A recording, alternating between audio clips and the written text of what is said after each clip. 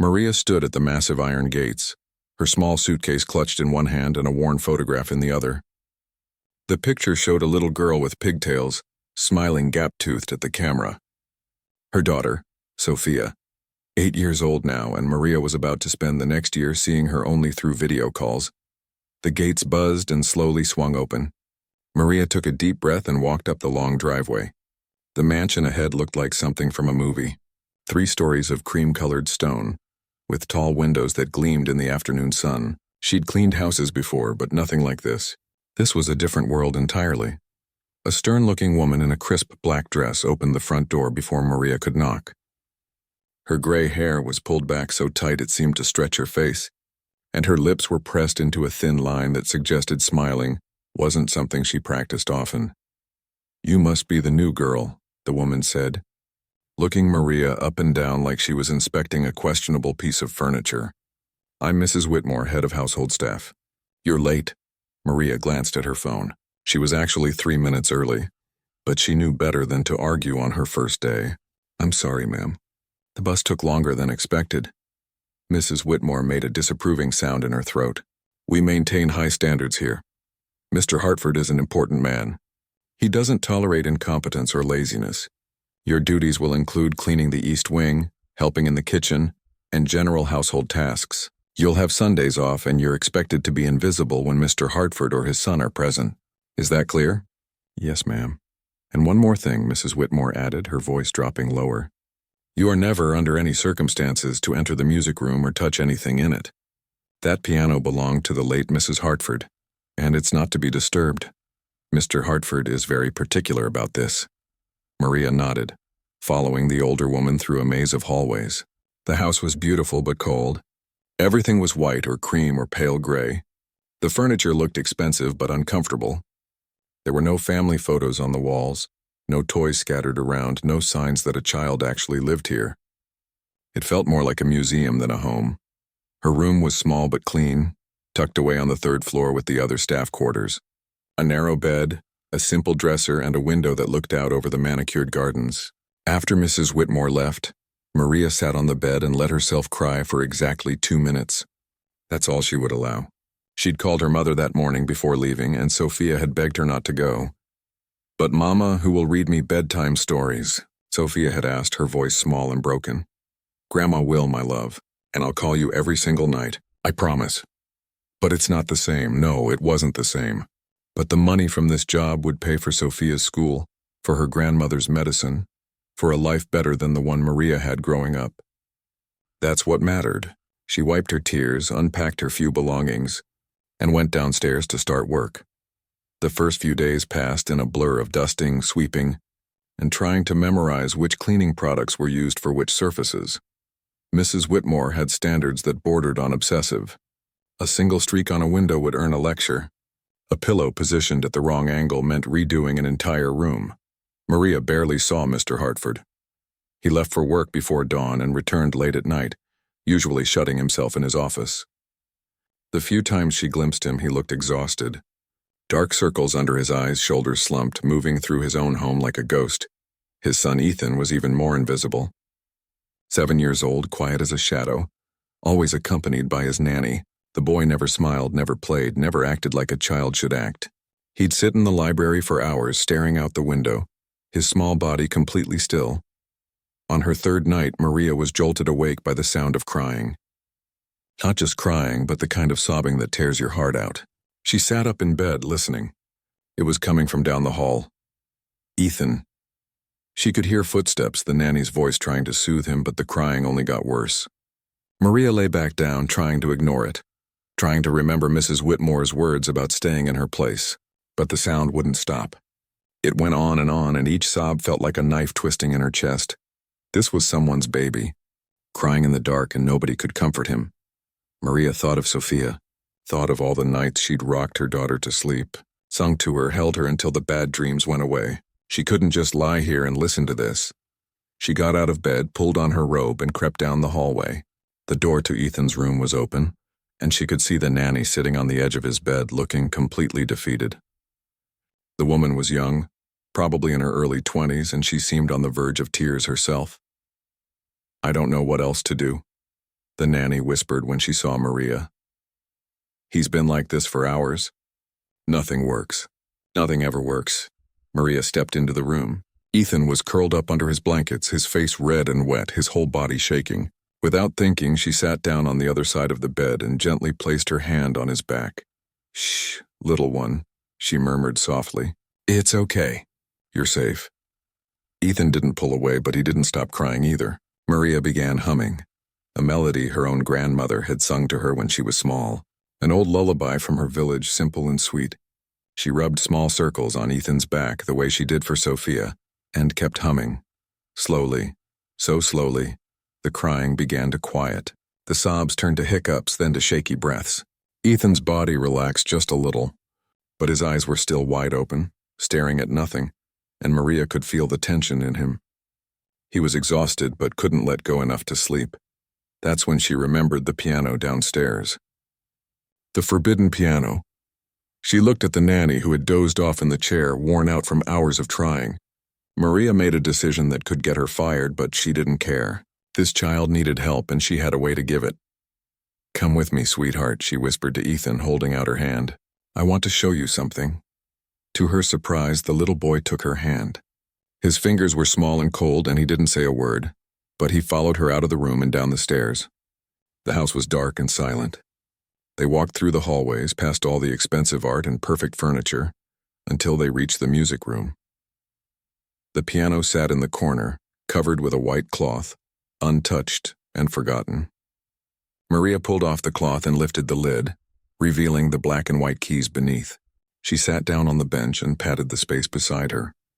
Ethan climbed up, wrapping his blanket tighter around his shoulders. Maria's fingers touched the keys and she began to play. The same lullaby she'd been humming, but richer now, fuller. The notes floating through the dark house like a spell. She played softly, tenderly, pouring all her love for her own daughter into the music, hoping somehow it would reach this sad little boy beside her. Ethan leaned against her arm, his breathing finally slowing, his eyelids growing heavy. The music wrapped around them both like a warm embrace. Neither of them noticed the man standing in the doorway, watching with tears streaming down his face. James Hartford couldn't move. He stood frozen in the doorway of the music room, watching a scene that felt like a dream.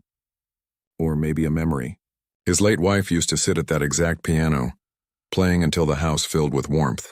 That was 2 years ago, before the accident, before everything turned cold and empty. The sound of the piano had woken him. At first he'd been angry, confused. Nobody was supposed to touch that instrument. But then he heard the melody, soft and gentle, nothing like his wife's complicated classical pieces. This was simpler, somehow more honest. He'd followed the sound downstairs, and now he understood. The new maid, the quiet woman with kind eyes, was playing for his son. And Ethan, his boy who hadn't slept properly in months, was finally peaceful. His small body had relaxed against her side, his eyes closed, his breathing steady and calm. James felt something crack open inside his chest. He hadn't cried in over a year. He'd trained himself to stay numb, to just get through each day without feeling anything. But watching this stranger show his son more tenderness in 10 minutes than he'd managed in 2 years, the tears came whether he wanted them or not. He backed away quietly, not wanting to disturb them, and returned to his room. But he couldn't sleep. He sat by his window until dawn, thinking about everything he'd lost and everything he'd stopped trying to find. When morning came, James went downstairs earlier than usual. He found Mrs. Whitmore in the kitchen, already barking orders at the cook about breakfast preparations. "Mrs. Whitmore, a word, please." The head housekeeper followed him to his office, her expression neutral but alert. She was excellent at her job, ran the household like a military operation, but she had all the warmth of an iceberg. "The new maid, Maria," James said, sitting behind his desk. "Tell me about her." "She's adequate, sir. Still learning our standards, but she works hard." "Why do you ask?" "She played the piano last night." "For Ethan?" Mrs. Whitmore's face went rigid. "Sir, I specifically told her that room was off limits. I will terminate her employment immediately. This is completely unacceptable and—" "No." James held up his hand. "You'll do nothing of the sort." Ethan slept. For the first time in I don't know how long, my son actually slept through the night. If Maria playing that piano is what helps him, then that's what will happen. "But sir, your late wife's instrument would want to be played," James said firmly. Catherine would hate knowing it's just sitting there gathering dust. She believed music was meant to be shared, not locked away. Mrs. Whitmore's lips pressed into that familiar thin line, but she nodded. As you wish, sir. Will there be anything else? Yes. Tell Maria that she has my permission to play for Ethan whenever he needs it. And Mrs. Whitmore? Try to be less stern with her. She's clearly good with my son, and that matters more than perfectly fluffed pillows. After Mrs. Whitmore left, looking thoroughly disapproving, James sat alone in his office. He should go to work. He had meetings, deals to close, a company to run. But for the first time in years, work felt less important than what was happening in his own home. That evening, James did something he hadn't done in months. He came home at a reasonable hour. He told his assistant to clear his evening schedule, ignored the protests about important calls and deadlines, and drove home while the sun was still up. He found Ethan in the library with his nanny, sitting in his usual spot by the window. The boy looked up when his father entered, surprised to see him before bedtime. Hey, buddy, James said, sitting down across from him. How was your day? Ethan shrugged. He did that a lot now, communicated in gestures instead of words. It broke James's heart every single time. I heard you had a good night's sleep, James continued, trying to keep his voice casual. That's great. Really great, another shrug. But there was something different in Ethan's eyes. A tiny spark of something that hadn't been there before. Would you like Maria to play for you again tonight? This time Ethan nodded. A real response. James felt that crack in his chest widen a little more. When bedtime came, James walked with Ethan to the music room. Maria was there, looking nervous and uncertain. She'd clearly been told about the conversation with Mrs. Whitmore, and she probably expected to be fired. Mr. Hartford, she started. I'm very sorry about last night. I know I shouldn't have. You did exactly what you should have done, James interrupted gently. You helped my son. I'm grateful, truly. Please sit. Play for him. Maria looked between James and Ethan, then nodded slowly. She sat at the piano, and Ethan immediately climbed onto the bench beside her, just like the night before. It was already becoming their ritual. James settled into a chair in the corner, not too close, but close enough to watch. Maria's fingers found the keys, and she began to play. The same lullaby from last night, then another one, equally simple and beautiful. Her playing wasn't technically perfect. She hit a wrong note here and there, hesitated occasionally, but there was emotion in every chord, a genuine feeling that all the perfect technique in the world couldn't manufacture. Ethan leaned against her, his small hand resting on her arm. After a few minutes, he whispered something. It was so quiet James almost missed it. My mama used to play piano. Maria's hands paused for just a second, then continued. Did she? I bet she was wonderful. She was. Ethan's voice was small but clear. She died, in a car. I know, sweetie. I'm very sorry. That must hurt so much. Daddy doesn't play. He won't even come in here anymore. He didn't, until today. James felt like someone had punched him in the stomach, his own son, talking about him to a near stranger because James himself had become so distant, so unavailable. He'd thought he was protecting Ethan by staying strong, by not showing his grief, but he'd just been hiding. Your daddy loves you very much, Maria said softly, still playing. Sometimes grown-ups don't know how to show it when they're sad. But that doesn't mean they don't feel it. Are you sad too? Ethan asked. You look sad sometimes. I am a little sad. I have a daughter about your age and I miss her very much. Her name is Sophia.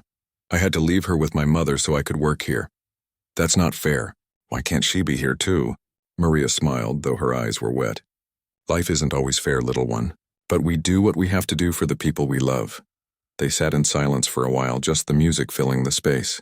Eventually, Ethan's breathing slowed and his eyes began to close. Maria played softer, the melody winding down like a gentle goodbye to the day. When Ethan was fully asleep, Maria carefully lifted him. James stood quickly, moving to help, and together they carried the boy to his room. They tucked him into bed, and for the first time in forever, Ethan looked peaceful. His face was relaxed, his small hand curled under his cheek. In the hallway outside Ethan's room, James finally spoke. Thank you. I don't know how to say it properly, but thank you. He's a sweet boy, Maria said. He just misses his mother. And I think maybe he misses his father too. The words stung because they were true. James had been physically present but emotionally absent, hiding behind work and exhaustion and grief. "Where did you learn to play?" he asked, changing the subject because it was too painful to continue. "My grandmother taught me when I was little. She played at our village church. I loved it so much, and she saved money for proper lessons for me. I studied for 5 years, dreamed of being a music teacher." Maria's expression grew distant. "But then my grandmother got sick. My father lost his job and lessons became impossible. Life had other plans. Do you regret it? Not continuing with music?" Maria thought about this. "Sometimes. But I have Sophia, and she's worth more than any dream. Still, it's nice to play again. I forgot how much I missed it." They stood there in the dim hallway, two people from completely different worlds, connected by a sad little boy and the healing power of a simple melody. "Play for him whenever he needs it," James said. "Consider it part of your duties now." "Official ones," Maria smiled. "Even if Mrs. Whitmore disapproves?" "Especially if Mrs. Whitmore disapproves." That night, lying in his own bed, James realized something had shifted. The house felt different. The crushing silence that had suffocated them for 2 years had been broken by piano music, and a woman brave enough to care, when caring wasn't in her job description. He closed his eyes and, for the first time since his wife died, fell asleep without the weight of dread pressing on his chest. Down the hall, Ethan slept peacefully, and in the small room on the 3rd floor, Maria whispered goodnight to a photograph of her daughter, hoping somehow that the music she played for another child might carry across the distance and reach her own. 3 weeks passed, and the nightly piano sessions became as regular as sunrise. Ethan would finish dinner, complete his homework, and then look expectantly toward the music room. Maria would be there waiting, and the house would fill with gentle melodies that seemed to soften even the hardest edges. But something else was happening too, something nobody had planned for. Ethan was changing. He started talking more, asking questions, even laughing occasionally. His therapist called it remarkable progress. His teachers noticed he was more engaged in class. But the biggest change was at home, during those evening hours before bed. "Tell me about Sophia," Ethan said one night, sitting beside Maria at the piano. "Does she like music too?" Maria smiled, her fingers moving across the keys. "She does. She sings all the time, makes up her own songs about everything. Last week she wrote one about our neighbor's cat who steals fish from the market." "That's funny," Ethan said, and he actually giggled. The sound was so unexpected and pure that Maria's heart squeezed. Do you think I could meet her someday?" "Maybe," Maria said carefully. "She'd like you. You're both kind and smart. I could teach her games and show her my books. I have a lot of books. She would love that." They continued playing and talking, falling into an easy rhythm that felt natural and safe. Neither of them noticed James standing in the hallway again, listening. He'd been coming home earlier and earlier, always timing it to catch these moments. He told himself it was to check on Ethan's progress, but deep down he knew it was more than that. There was something about Maria that drew him in. Not just her kindness or her talent, but the way she moved through the world with grace despite carrying her own heavy burdens. She never complained, never asked for special treatment, but he could see the sadness in her eyes when she thought no one was looking, the same sadness he saw in his own mirror. One evening, James made a decision. After Ethan fell asleep and Maria had returned him to his bed, James waited in the music room. When Maria came back to close the piano, she startled at seeing him there. "Mr. Hartford, I didn't know you were still here." "I wanted to talk to you," he said, gesturing to the chairs by the window. "Do you have a moment?" Maria nodded, sitting carefully on the edge of a chair, her posture straight and formal. The invisible line between employer and employee was always there, even in casual moments. "You've done something incredible for my son," James began. "The therapist says he's made more progress in 3 weeks than in the past year. His nightmares are less frequent. He's eating better. He's becoming himself again, or maybe becoming who he was meant to be. And it's because of you. He's a wonderful boy. He just needed someone to listen. He needed more than that. He needed someone who understood loss and pain, but hadn't let it destroy their capacity for gentleness. That's rare." James leaned forward. "Tell me about your life, Maria. Your real life, not just the facts Mrs. Whitmore has in your employment file." Maria hesitated.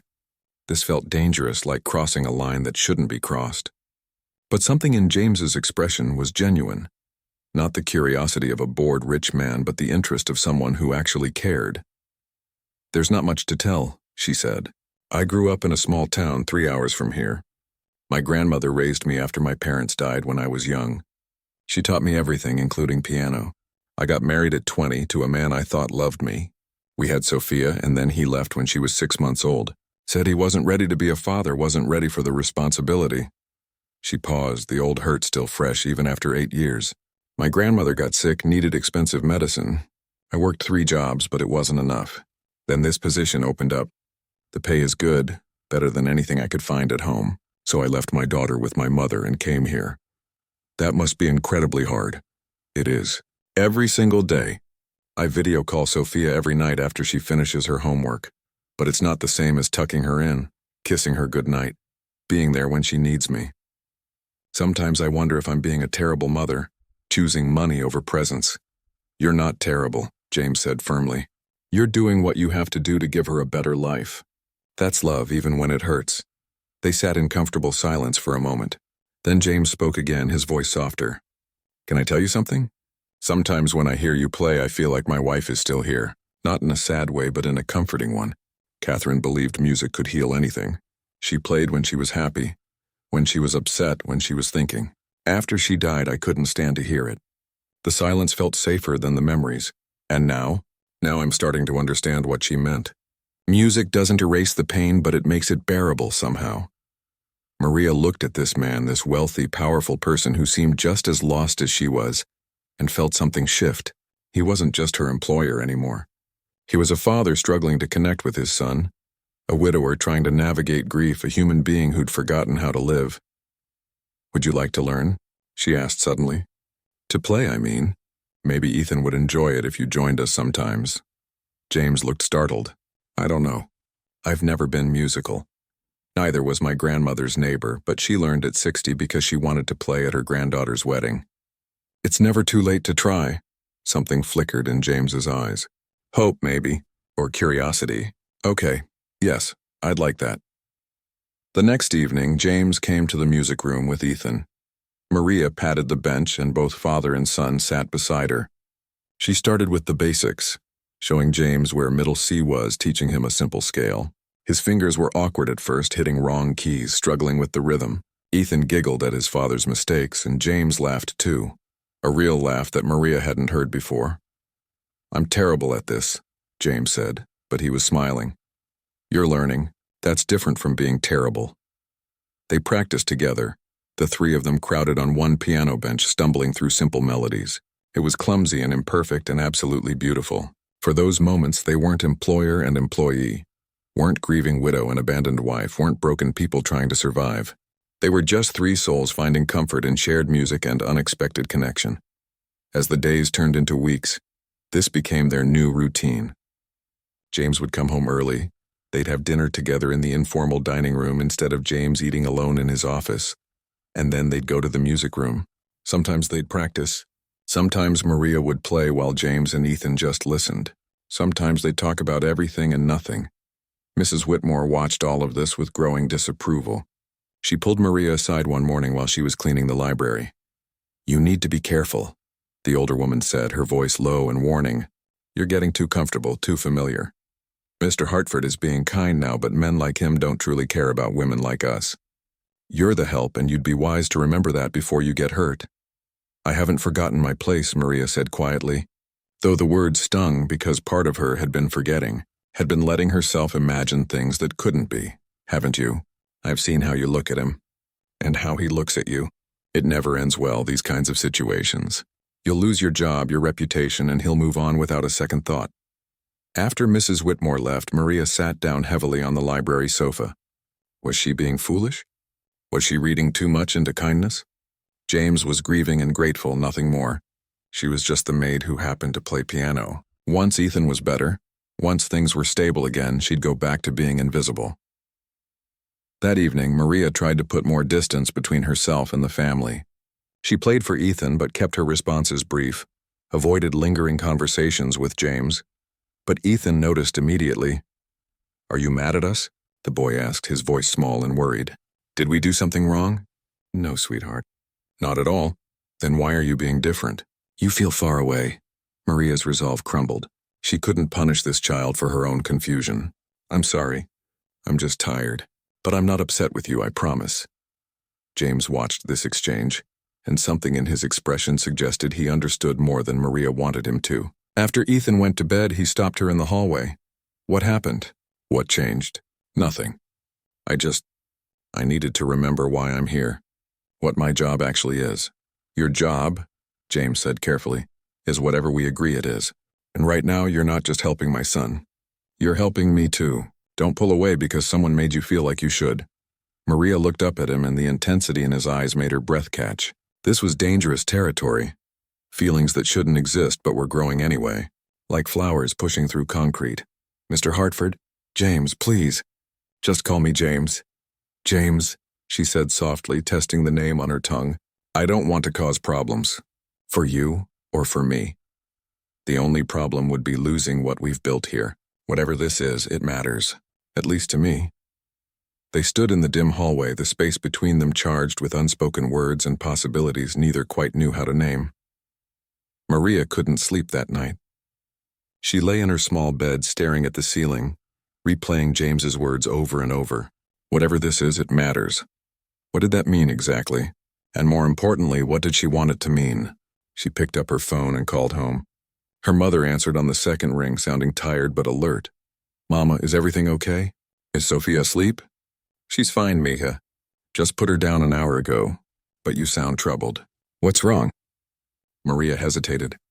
Her mother had always been able to read her, even through phone lines and distance. I don't know. Things are getting complicated here. Complicated how? The father, Mr. Hartford, he's kind, and his son has become attached to me. And I think maybe I'm getting too involved, too close. Mrs. Whitmore warned me to be careful. Her mother was quiet for a moment. Do you have feelings for this man? I don't know, maybe. Is that crazy? He's my employer. He's wealthy and educated, and I'm just the maid who cleans his house. You are not just anything, her mother said firmly. You are a talented, intelligent, beautiful woman who happens to be working as a maid right now. Those are not the same thing. But Mija, you need to be smart. Men with money, they sometimes don't see consequences the way we do. If this goes wrong, you're the one who loses everything. I know. That's why I'm scared. Then be careful with your heart. But don't close it off completely either. Sometimes good things come from unexpected places. After they hung up, Maria felt both better and worse. She knew the risks, knew how this story usually ended for women in her position. But she also couldn't deny what she felt when James looked at her, when they sat together at the piano, when he talked to her like she was someone who mattered. The next morning, everything changed. Maria was dusting the upstairs hallway when she heard raised voices coming from James's office. One voice was his, the other belonged to a woman Maria had never met. She tried not to eavesdrop, but the door was partially open and the voices carried. You can't keep hiding from life, James. It's been 2 years. Catherine wouldn't want you living like this. Don't tell me what my wife would want, Victoria. You barely knew her. I'm your sister and I'm worried about you, and about Ethan. He needs stability, needs a mother figure. He's doing fine. Better than fine, actually. He's making real progress. Because of the therapist? Partly, but also because of Maria. There was a pause. Maria? Who's Maria? One of the household staff. She plays piano for Ethan at night, and he's responded incredibly well. He talks now, laughs, sleeps through the night. That's wonderful, truly. But James said she's an employee. You need to be careful about boundaries. People talk, and the last thing Ethan needs is scandal or confusion about who's who in his life. Maria's stomach dropped. She moved away from the door quickly, her hands shaking. James's sister was right, of course. People would talk. They probably already were talking. She was being foolish, letting herself believe this could be anything other than what it was. She spent the rest of the day avoiding everyone, throwing herself into work with aggressive focus. She scrubbed floors that didn't need scrubbing, reorganized closets that were already organized, anything to keep her mind busy and away from dangerous thoughts. When evening came and it was time for Ethan's piano session, Maria almost asked the nanny to handle bedtime instead.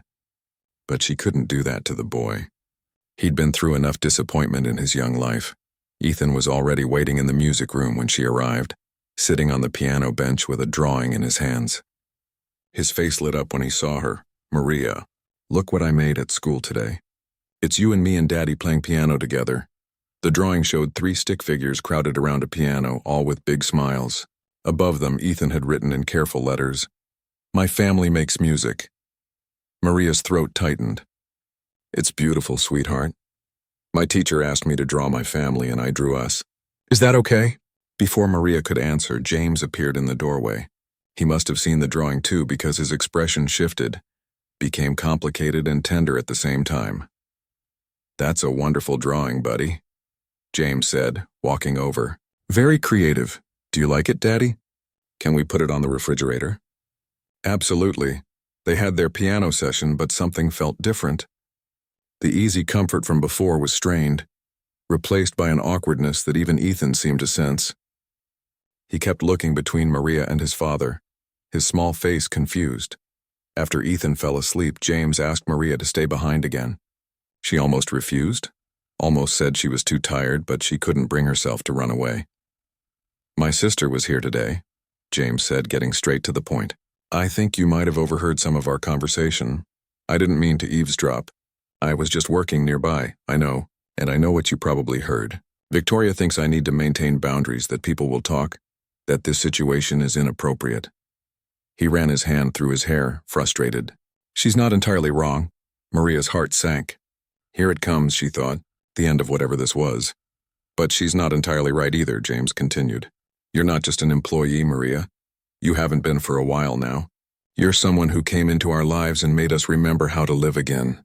You gave my son his childhood back. You gave me hope I'd forgotten how to feel. And I don't know what to do with that because I'm terrible at this, at feelings and complications and figuring out what's right.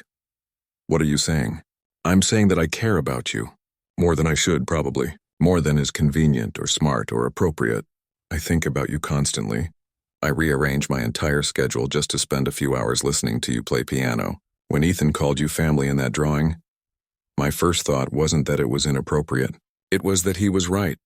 Maria felt tears burning in her eyes. James, this is impossible. You know that. I'm your employee. You're my employer. We live in completely different worlds. Even if we both feel something, where could this possibly go? I don't know. But I know I don't want to keep pretending I don't feel it. I don't want to keep acting like you're just someone who works here when you're so much more than that. Your sister is right, though. People will talk. They'll say terrible things, make assumptions. They'll think I'm some kind of opportunist, that I'm after your money or trying to trap you, and you'll be seen as the rich man who took advantage of his maid. Neither of us wins in that story. I don't care what people think. You say that now, but you will care. When it affects your business, your reputation, Ethan's life at school, these things matter in your world. James stepped closer and Maria's breath caught. You matter more. Don't, Maria whispered. Please don't make this harder than it already is. I have a daughter who depends on me. I can't risk this job. Can't risk everything I've worked for on something that might not even be real. Maybe this is just gratitude or loneliness, or we're both just missing what we lost and seeing it in each other. Is that what you think this is? I don't know what to think. 2 months ago, I was scrubbing your floors and you didn't even know my name. Now you're standing here saying I matter more than your reputation. It's too fast, too much. I'm scared, James. I'm terrified. So am I, he admitted. I'm terrified because I haven't felt anything real since Catherine died. And now I feel everything all at once and I don't know how to handle it. I'm terrified because my son has drawn you into our family, and what happens if this falls apart? How do I protect him from more loss? They stood there, two people caught between wanting and wisdom, between heart and head. Maybe we need to slow down, Maria finally said. Put some distance back between us. Remember what the boundaries are supposed to be. For everyone's sake. Is that what you want? It's what's smart. That's not what I asked. Maria closed her eyes. No, it's not what I want. But sometimes what we want and what we should do are different things. The next morning, James made an announcement to the household staff. He'd be traveling for business for the next 2 weeks. Ethan would stay home with his nanny, and everything should continue as normal. He barely looked at Maria when he said it, but she felt the weight of those unspoken words between them. After he left, the house felt emptier than ever. Ethan asked for his father constantly, asked when Maria would play piano again, asked why everything felt wrong. She tried to comfort him, tried to maintain some normalcy, but the magic they'd created together felt broken. On the 5th night of James's absence, Ethan couldn't sleep again. The old nightmares had returned. Maria found him crying in his room, calling for his mother, then for his father, then for her. "I want us to be together again." Ethan sobbed. "All of us. Why did Daddy leave? Why is everything different? Did I do something wrong?" Maria held him close, her own tears falling into his hair. "You didn't do anything wrong, sweetheart. Sometimes adults make things complicated when they shouldn't. Your daddy will be home soon, I promise. Will you still play piano for me when he gets back?" "Always. I'll always play for you." But even as she said it, Maria wondered if that was a promise she could keep. Because when James returned, they'd have to make a real decision. Keep pretending this was just about music and Ethan, or risk everything for something that might be real, might be love, but might also destroy them all. James came home on a Wednesday afternoon, a full 3 days earlier than planned. He looked exhausted, like he hadn't slept the entire time he was away. Maria was in the kitchen helping prepare dinner when she heard the front door open. Her heart jumped, but she forced herself to stay focused on chopping vegetables. Mrs. Whitmore rushed to greet him, taking his coat and briefcase. "Mr. Hartford, we weren't expecting you until Friday. Is everything all right? I need to see Ethan. Where is he?" "In his room with the nanny. Shall I fetch him?" But James was already heading upstairs, taking the steps 2 at a time. Maria heard Ethan's delighted scream, heard father and son reuniting with the kind of joy that makes your chest ache. She gripped the knife tighter and kept chopping, even though her vision was blurred with tears. An hour later, after Ethan had shown his father every single thing he'd done while he was gone, James appeared in the kitchen doorway. The other staff suddenly found reasons to be elsewhere, leaving Maria alone with him. "Can we talk?" he asked quietly. "After Ethan goes to sleep?" Maria nodded, not trusting her voice. That evening she played for Ethan like always. The boy was so happy to have both her and his father there, chattering non-stop between songs, showing off the new pieces he'd been practicing. James sat in his usual chair, but his eyes never left Maria's face. When Ethan finally drifted off to sleep, they tucked him in together. Then James led Maria not to the music room but outside to the garden. The night air was cool and crisp, stars scattered across the dark sky like spilled diamonds. "I couldn't stay away," James said, standing near the fountain. "I tried. I thought distance would give me clarity, help me figure out the right thing to do. But every night I'd call to say goodnight to Ethan and I'd hear you playing in the background and all I wanted was to be there with you both. James, let me finish. Please." He took a breath. "I've been thinking about what you said about how people will talk about the risks. You're right about all of it. This could get messy and complicated. But Maria, I've spent 2 years playing it safe, protecting myself from feeling anything, and all it did was make me half alive. You and Ethan, you're the only real things in my life right now. What are you asking for? A chance. A real one. Not sneaking around or pretending. I want to date you properly, take you to dinner, introduce you to people who matter to me as someone I'm seeing, not as my employee." Maria's heart was racing. "And what about my job? What about the fact that I need this income to support my daughter? You'd have to stop working as household staff, obviously. But I've been thinking about that too." James pulled out his phone, showing her a document. "There's a music conservatory downtown, one of the best in the region. They have an adult education program. You could enroll, finish your training, become the music teacher you always wanted to be." "James, I can't afford something like that. It's not charity. Consider it an investment. You have real talent and it's being wasted scrubbing floors. Let me help you build the life you deserve. And if things don't work out between us romantically, the education is still yours. No strings attached." Maria felt dizzy. This was too much, too fast, too generous. "Why would you do all this?" "Because watching you sacrifice your dreams to survive breaks my heart. Because you gave my son his life back and I can never repay that. And selfishly, because I want you in my life without all the complicated power dynamics. If you're not my employee anymore, then we're just two people trying to figure out if this connection between us is real. People will still talk. They'll say I manipulated you, that I used your son to get close to you. Let them talk. I don't care anymore. Do you know what I realized while I was gone? My wife would have loved you. Catherine believed in following your heart, even when it was scary. Especially when it was scary. She'd tell me I was being an idiot for hesitating." Maria laughed through her tears. "You're making this really hard to say no to. Then don't say no. Say yes. Say you'll give us a real chance. What about Ethan? If this doesn't work out, he'll be hurt again. He's already lost so much. Ethan drew you as family before I ever said a word about my feelings. He needs you in his life regardless of what happens between us. We'll figure it out, make sure he's protected no matter what. Maria walked to the fountain, trailing her fingers in the cool water. Her mind was spinning with possibilities and fears. This could be the biggest mistake of her life. Or it could be the best decision she ever made. There's one condition, she finally said, turning to face him. I want my daughter here. If I'm going to build a new life, I need Sophia with me. I've missed too much already. James smiled, a real smile that reached his eyes. I was hoping you'd say that. The guest house is empty. Your mother and daughter could live there, have their own space but be close. Sophia could go to school here and you'd see her every day. You've really thought about all of this? I had 2 weeks and nothing to do but think. So yes, I've thought about everything. What do you say, Maria? Will you take a chance on us? She looked at this man, this unexpected person who'd somehow become essential to her happiness, and made her choice. Yes, I'll take the chance.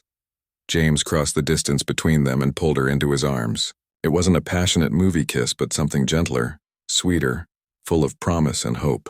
When they finally pulled apart, Maria was crying again, but this time from joy instead of fear. The next few weeks were a whirlwind. Maria officially resigned from household staff, though she stayed in the house during the transition. James's sister Victoria came back to visit, skeptical at first.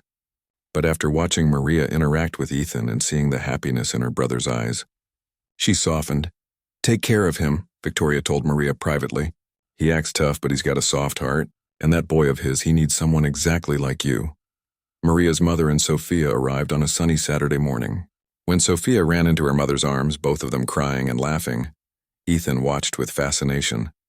Within an hour, the two children were playing together like they'd known each other forever, making up elaborate games and exploring the gardens. That's Sophia? Ethan asked James, watching the girl with wonder. The one Maria tells stories about? That's her. Can she stay forever? James ruffled his son's hair. That's the plan, buddy. Maria enrolled in the conservatory, starting classes in the fall. It was hard, juggling education with being present for Sophia and spending time with James and Ethan. But it was the kind of hard that felt worthwhile. She was building something real, something lasting. On a cool autumn evening 3 months later, James hosted a small dinner party. Not the stuffy formal events he usually held, but something warm and intimate. His business partners, Victoria and her husband, a few close friends, and Maria, sitting beside him at the table, not as the help but as his partner. After dinner, they gathered in the music room. Someone asked if Maria would play, and she looked at James, who nodded encouragingly. She sat at the piano, the same one she'd played that first desperate night when Ethan couldn't sleep and began. But this time, she didn't play alone. Ethan climbed up beside her, carefully playing the simple melody James had been teaching him. And James stood behind them both, one hand on his son's shoulder, the other resting gently on Maria's back. The music filled the room, not perfect, but honest and full of love. Maria thought about that first night. How lost and alone she'd felt, how impossible this all would have seemed. She'd come here to earn money for her daughter's future, never imagining she'd find a future for herself, too. Sophia sat on the floor with Victoria, watching with bright eyes. After the song ended, the little girl raised her hand like she was in school. Yes, Sophia? Maria asked, smiling. Can I learn piano too? Like you and Ethan and Mr. James?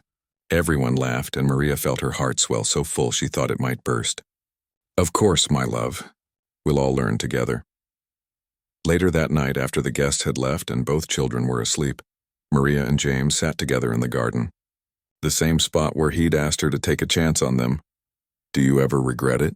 James asked. Saying yes? Taking on all this complexity? Maria leaned her head on his shoulder. Not even for a second, do you? Never. You know what the strange thing is? I feel like Catherine would approve. Like somehow this was always meant to happen. We just needed to find each other at the right time, when we were both broken enough to be brave. Exactly. They sat in comfortable silence, listening to the fountain and the crickets. Two people who'd found each other in the most unexpected way. A maid who played piano and a millionaire who'd forgotten how to live. Brought together by a sad little boy who needed them both. And somewhere in the house, that piano waited, ready for tomorrow's music, ready for all the songs they'd create together. Not perfect performances, but real ones, the kind that matter most.